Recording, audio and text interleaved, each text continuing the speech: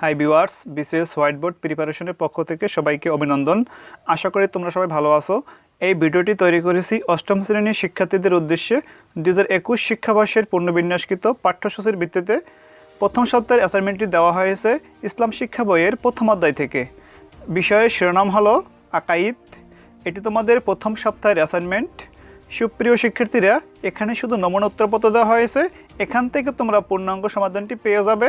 এখানে শুধু প্রশ্নগুলোর সমাধান দেওয়া হয়েছে, ব্যাখ্যা প্রদান করা হয়নি।